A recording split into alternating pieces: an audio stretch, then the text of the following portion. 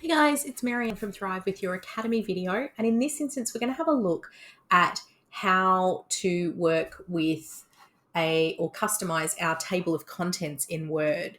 So sometimes what happens is you'll create a table of contents using the default options, and Word's standard options sometimes aren't going to fit with your documents style, your brand, your personality, your audience. It just isn't going to fit. And so for a long time, people just thought that was the only thing you could do. But that's not true. So we're going to fix it, and we're going to take control of that table of contents about looking at which headings appear in it, how it looks and behaves, so that it really fits with the rest of your document style and feels like a cohesive, finished document. So I just want to give you a quick reminder before we start. I'm using Word on the desktop on a PC, and also that your table of contents, so in this one you can see this is my Micro Magic Tips end of month summary document that I send out. So if you get the Micro Magic Tip emails every day, you get one of these at the end of the month. Now, the table of contents only works when we use headings. So you can see I've got a heading here from my styles, which is all branded up. So it's important to remember that you've got your styles in your document, and that's what your table of contents will pull. Every heading 1, 2, or 3 in the document, typically as a standard, will feed into this list. And if something's missing or showing up that shouldn't, it's almost always a style issue, not a table of contents one. Okay, so that's the first thing that you should know. I just want to note for if you're a Mac user, the styles pane that I've got up here will be on your, it's in the sidebar, but the process is the same. So you can go through and edit and change any of these that should look different if they're appearing in here and they shouldn't, or they're not appearing in there and they should. So also if you work in the web version of Word, Word for Web supports inserting a table of contents. You should be able to do that without an issue, but it has limited customization options. So most of the style edits that you would need to do need to happen in the desktop version. So that's something else to keep in mind. All right. So anywhere in here, if we click in our existing table of contents, you can see when I click on it, it highlights everything in gray here to show that it's a field or it's a linked thing. And then what I want to do is I want to edit this to change it and mix it up a little bit.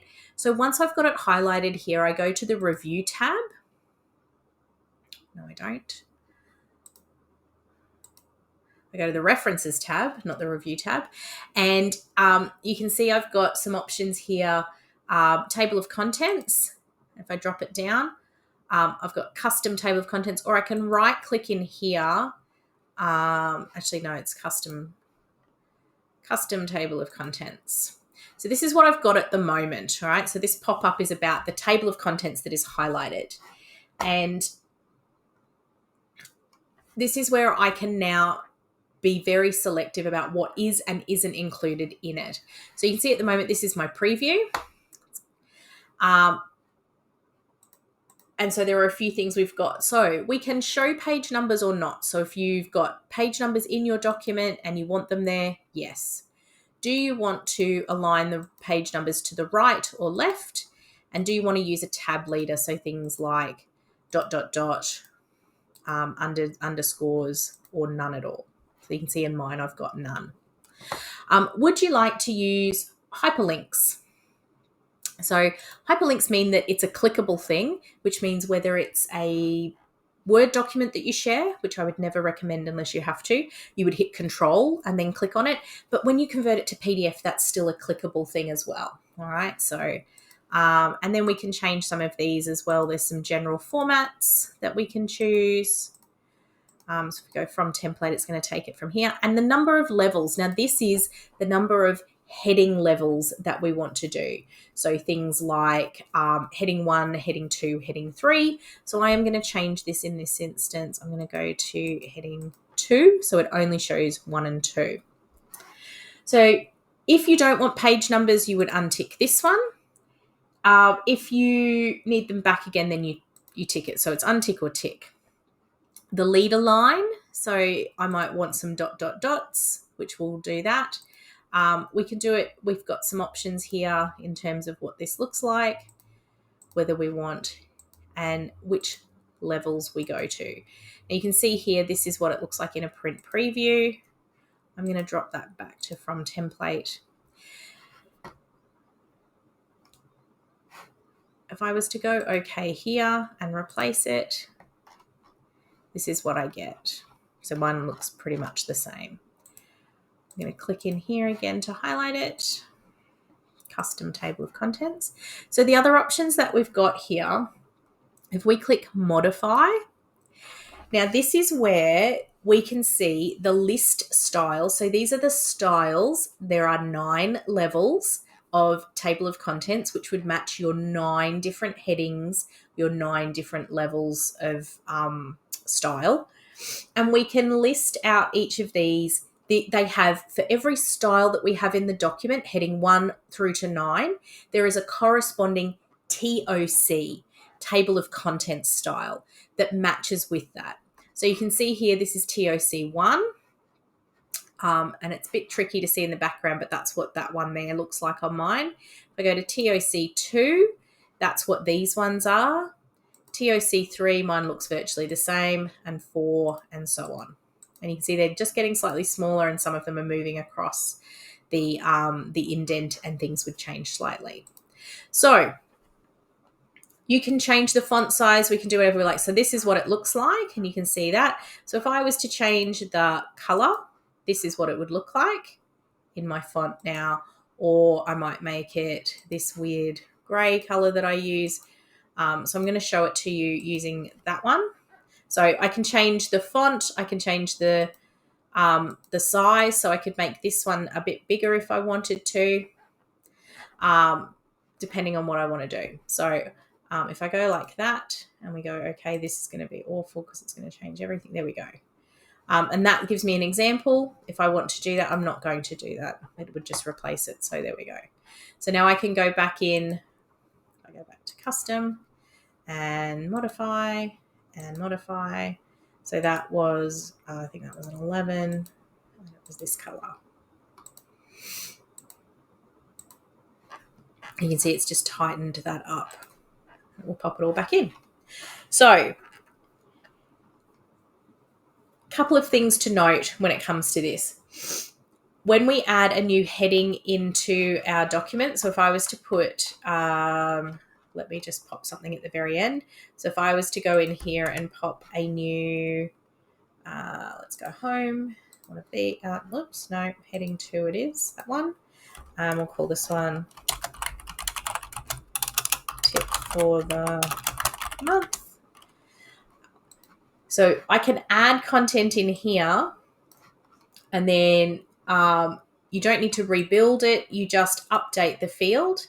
You can update the entire table, and that final tip will be added in, and it will meet all of the criteria I've set. So depending on what heading it is, it will have its matching TOC heading.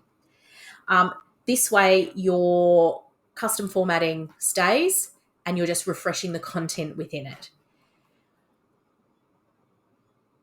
If a heading isn't showing, it might be using a normal style. So if I go back to that one we've just added, and I was to switch this from here to normal, and then we go back up to the top and right click and update field, update entire table, it's no longer there. So it needs to be a heading style, whether that's a numbered style or not, it needs to be a heading style for it to appear in the table of contents.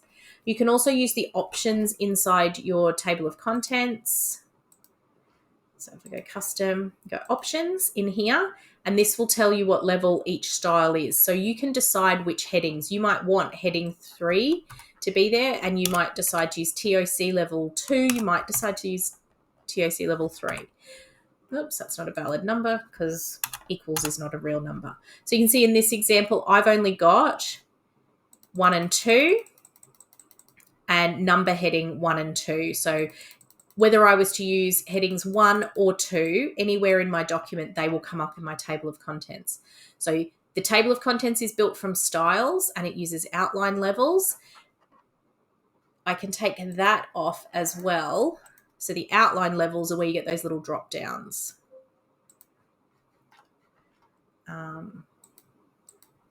So I think Word has recently updated that you always get these ones, but it will no longer do the outline on the outside. But the TOC style, so over here with our custom and our options, this is where we determine which style meets which TOC level. And you can edit that from document to document. So you might have in a proposal, you might have down to level 5 and have all of that in your table of contents. In a monthly report to a client or a summary or a handover document, you might only have levels 1 and 2. So you can be specific about it based on the template and the document you work with.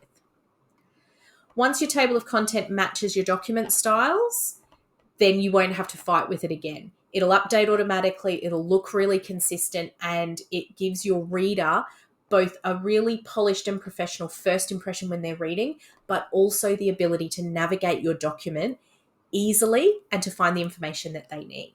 So give it a go, have a play around with your table of contents, see what happens. If you have any problems or questions, please pop a comment on this video or pop a post up in the forum or the Facebook group, and we will all get in there and give you